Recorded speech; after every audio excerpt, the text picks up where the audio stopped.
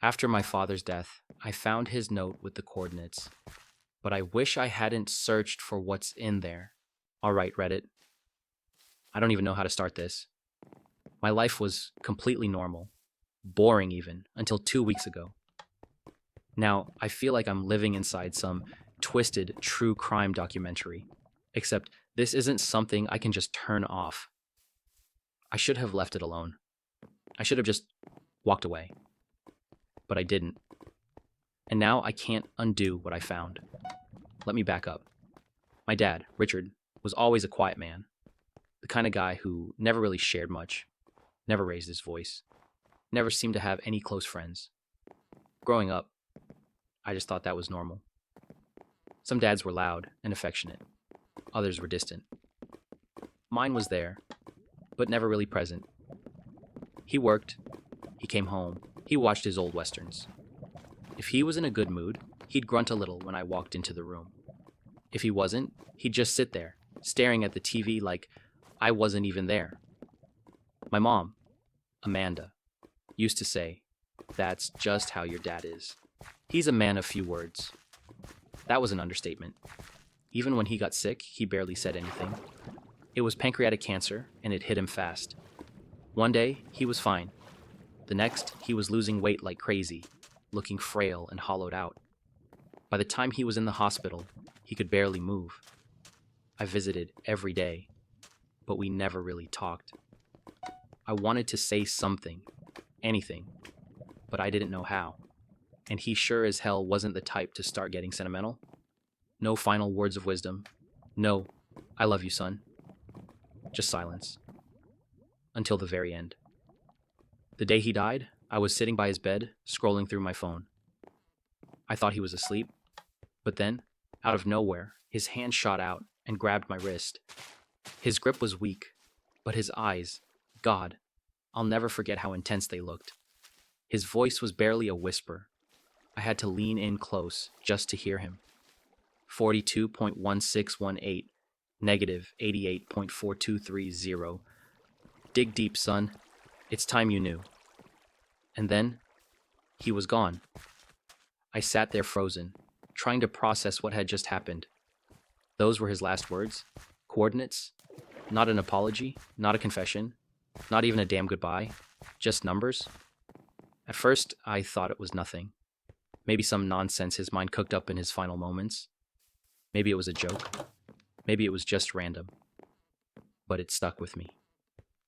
2 days after the funeral, I finally caved and plugged the numbers into Google Maps. It was an exact location, a dense, isolated patch of woods, about 2 miles from our old family cabin. That should have been my first red flag. I don't know what I was expecting. Maybe some buried cache, some forgotten childhood keepsake, some kind of explanation. But deep down, I had a bad feeling. When someone gives you coordinates with their dying breath, it's never for something good. I told myself to leave it alone, but I didn't. A week later, I packed a shovel, threw on some gloves, and drove out there alone. The forest was quiet when I arrived. Too quiet. No birds, no rustling leaves, just an unnatural stillness that made my skin crawl. The trees felt taller than I remembered, like they were watching me. I found the exact spot on my phone and started digging, trying to ignore the pit in my stomach. I don't know what I expected to find, but after about an hour, my shovel hit something solid. I froze. Taking a deep breath, I cleared away more dirt. A rusted metal box sat half buried in the earth. My hands were shaking as I pulled it out. The metal was corroded, the lock long since broken. I pried it open. Inside, there were old letters tied together with a faded red ribbon. They looked fragile, like they'd fall apart if I touched them wrong. Beneath them, tucked at the very bottom, was a yellowed newspaper clipping. The moment I saw the headline, my blood turned to ice. Woman missing since 1994. Husband claims she vanished without a trace. I felt my breath hitch. My hands went cold. I knew this wasn't just some random story, and I was about to find out exactly what my father had been hiding all these years. I tried to shake the unease crawling up my spine and turned my attention to the letters. They were stacked neatly, tied together with a faded red ribbon. The paper yellowed and delicate. My hands felt clumsy as I undid the knot. The first letter was written in hurried, shaky handwriting, the ink smudged in places. As I read, my stomach twisted. It was a plea. Someone desperate, terrified. The words blurred together, but the meaning was unmistakable. She hadn't disappeared by choice. She wrote about trying to leave, about someone stopping her, about fear, about hopelessness. And then, a mention of a son. That part made me pause. The tone shifted. Less desperation, more grief. The letter wasn't just a warning. It was a farewell. A message left behind for someone she never got to see again. I knew, without needing to read further, who that son was meant to be. The second letter was even worse. The words painted a picture of a life that had been slowly closing in. A woman trapped, watched, controlled. She had tried to escape before, and each time she had been stopped. Whoever had kept her there had made sure she understood. There was no leaving. The weight of it all was suffocating. By the time I reached the final letter, the one buried at the very bottom, I felt like I was on the verge of passing out. But this letter was different. The handwriting wasn't the same. It was stronger, more deliberate. I knew the writing. It was my father's. He had known this would be found eventually. That much was clear. He had written about choices, about regret, about things that had been done that couldn't be undone. But more than anything, he had left behind a warning. The truth was buried there, but not everything needed to be dug up. The words felt like a message, meant to push me away, but it was too late for that. Whatever my father had done, whatever he had been hiding for decades, I had already set something in motion. I had one choice to make. Either I put everything back where I found it, walked away, and pretended none of this had ever happened, or I went to the only person still alive who might have answers. My mother. And deep down, I already knew she wouldn't be surprised to see me standing at her door. Whatever my dad had done, whatever truth he was trying to warn me away from, I had already gone too far to ignore it now. I needed answers. And there was only one person left who might have them. I barely remembered the drive to my mother's house. My mind was in overdrive, running through every possible explanation. Maybe my father had been protecting someone. Maybe he had stumbled onto something terrible and kept quiet out of fear. Maybe, just maybe, this was some huge misunderstanding. But if that were true, then why had he buried the evidence? By the time I pulled up to my mother's house, the sun had nearly disappeared below the horizon, casting everything in an eerie, dim glow. For the first time, I hesitated. Did I really want to know the truth? The rational part of me screamed to turn around. Go home. Forget about this. But I couldn't. The weight of that box sitting on the passenger seat was too heavy. The questions swirling in my mind were too loud. Taking a deep breath, I grabbed the box, stepped out of the car, and walked up to the front door. I knocked. For a long moment, there was nothing. Then, I heard the shuffle of footsteps, the soft flick of the porch light, and the door creaked open. My mother, Amanda, stood in the doorway, dressed in her usual cardigan, a cup of tea in her hand. The moment she saw me, her brows furrowed slightly, confusion flashing across her face. Then, her eyes dropped to the box in my hands, and, in an instant, everything changed. Her entire body tensed. She knew. I hadn't said a word. I hadn't shown her anything. But the way her grip tightened around her mug, the way she exhaled sharply through her nose, like she was bracing for impact, told me she already knew exactly what I had found. And that was the moment I realized. She had been keeping the secret too. She didn't ask what I was doing there. She didn't ask what was in the box. Instead, her voice came out quiet, careful, like she was picking each word with precision. What did you dig up? It was the wrong thing to say. Not, what is that? Or, I don't understand. Not even fake confusion. Just straight to the point. Like she had been expecting this day to come. My stomach churned. I stepped inside without waiting for an invitation, walking straight into the kitchen and setting the box down with a dull thud on the table. She didn't follow right away. I heard the door click shut behind me, but when I turned around, she was still standing in the hallway, arms folded tightly across her chest. She was afraid. I had expected anger, denial, maybe even shock, but the look on her face told me she had been waiting for this moment for a long time. I want the truth, I said. My voice was steady, but my hands were clenched into fists. She moved slowly, like every step toward the table was painful. She pulled out a chair and sat down, her fingers running over the rim of her mug, staring at the box like it was something poisonous. For a long time, she didn't say anything. The air between us was thick, heavy. My heartbeat pounded in my ears. And then, finally, she sighed. A deep, exhausted sound that came from somewhere deep inside her. You shouldn't have gone looking. The way she said it, not scolding, not angry, just resigned, made my skin prickle. She wasn't surprised. She wasn't confused. She was afraid. And I suddenly had the sinking feeling that I wasn't going to like the answers she was about to give me. I wasn't letting her. You shouldn't have gone looking. That was all she had said so far. No questions, no shock, just resignation. Like she had been expecting this moment, dreading it. I pushed the box toward her. The metal scraped against the wooden table, breaking the silence. Then tell me what I wasn't supposed to find. Her lips pressed into a thin line. She still wouldn't look at me. Instead, she let out another long sigh, like she was deciding how much to say. I knew this day would come eventually, she murmured. I just hoped it would be after I was gone. A chill ran down my spine. She reached forward, her fingers brushing over the lid of the box, but she still didn't open it. Did you read all of them? I nodded. Every single one. That was a lie. I had barely skimmed some of them, too overwhelmed to process everything in the woods. But I wanted her to talk.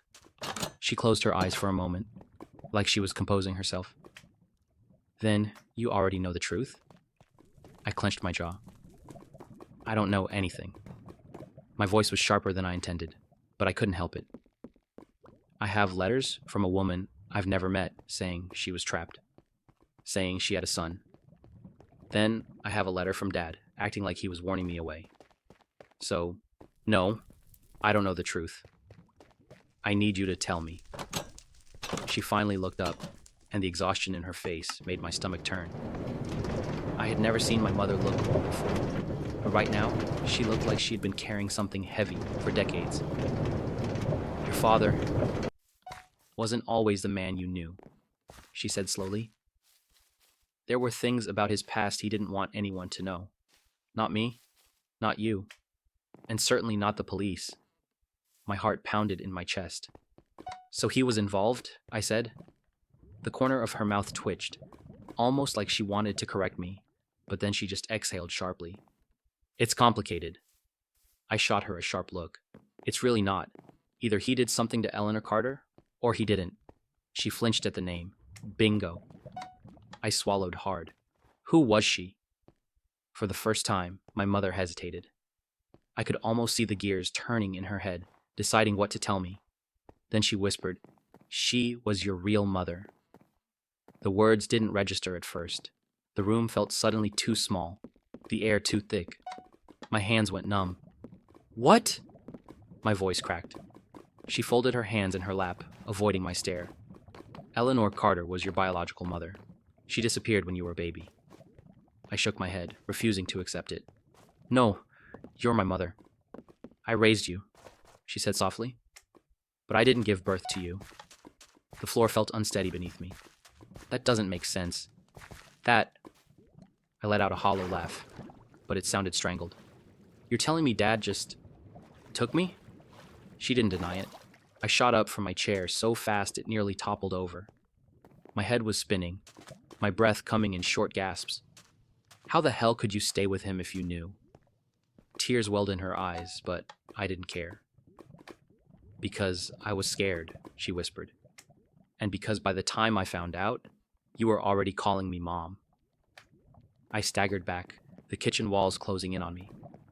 I felt like I was going to be sick. Everything I had ever known about my life had just been shattered. And my father, the quiet, distant man I had spent my whole life trying to understand, had stolen me from the woman who loved me. The room felt like it was closing in. My mother's words echoed in my head, refusing to settle, refusing to make sense.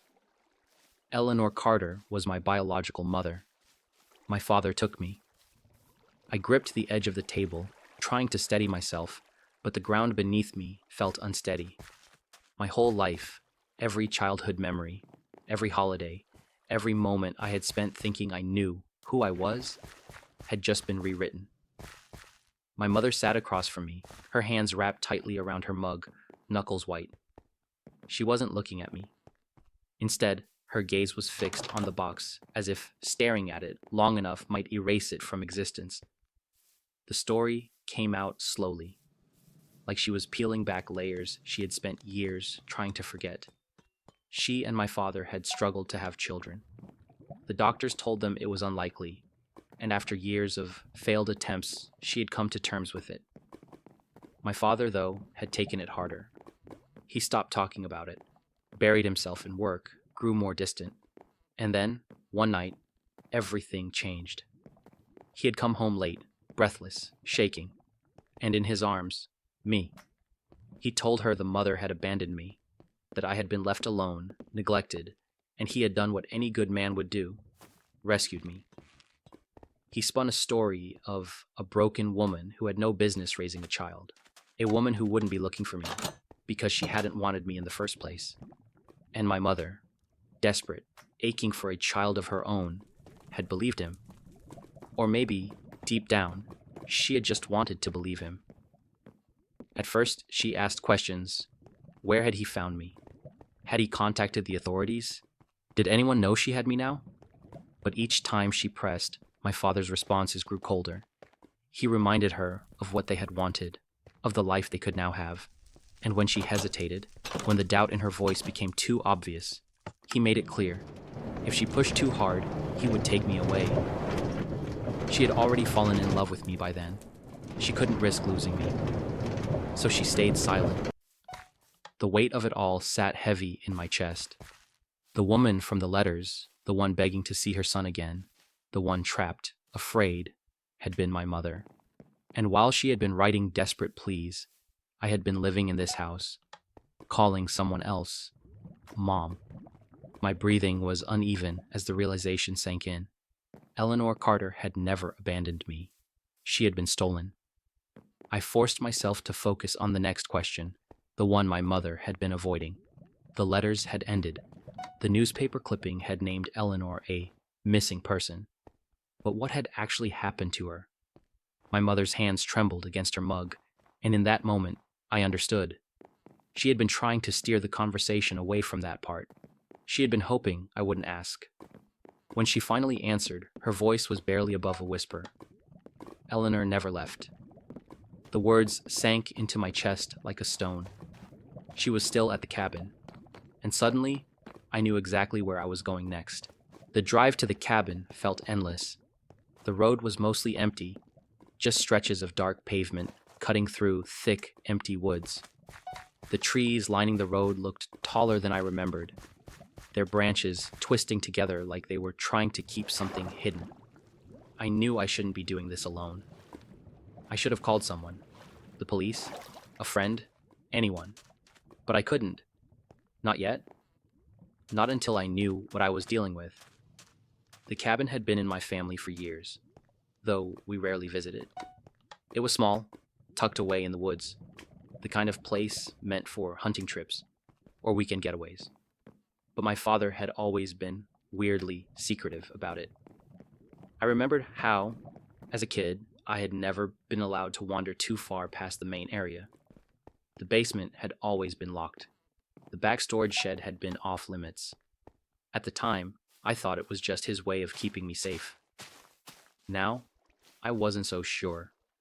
When I finally pulled up, the place looked exactly the same. The same?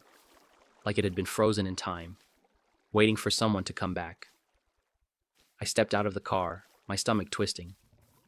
The air smelled damp, like the ground had just been soaked in rain, even though the weather had been dry. The silence was suffocating. No birds, no wind, just the crunch of my boots on dead leaves. The door was locked, but the spare key was still in the same place under the loose stone on the porch. My father had always been predictable like that. Inside, everything was coated in dust. The furniture, the countertops, even the old wooden floors. It was like no one had set foot inside in years.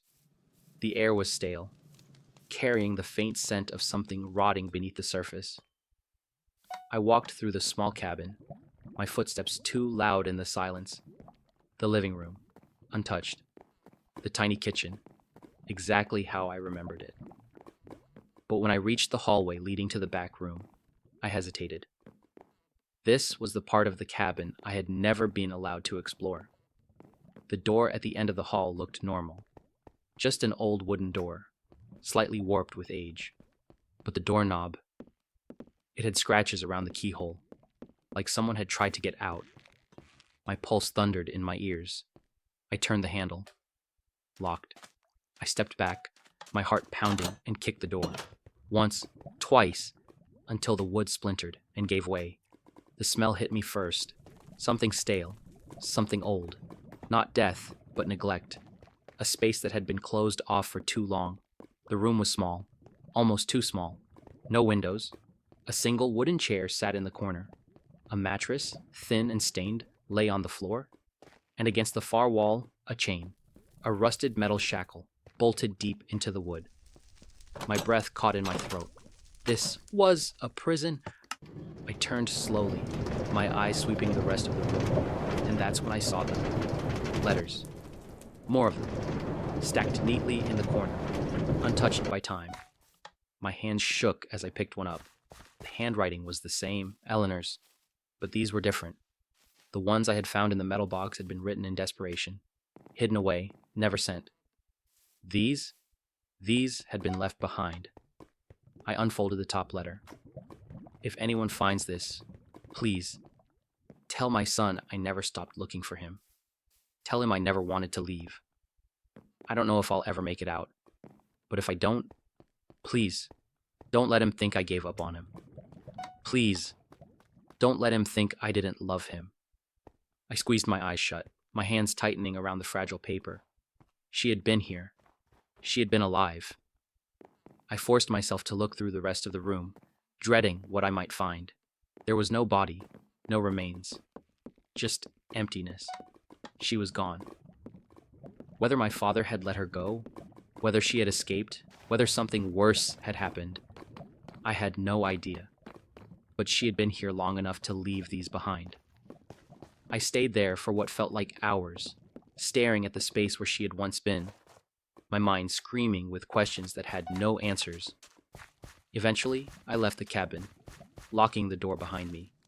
The letters, her words, were the only things I took. That night, I sat in my car, staring at my phone, trying to convince myself to call the police, to report what I had found. But I couldn't. Not yet. Not before I found out what really happened to Eleanor Carter. Because somewhere out there, she might still be alive. And I was going to find her.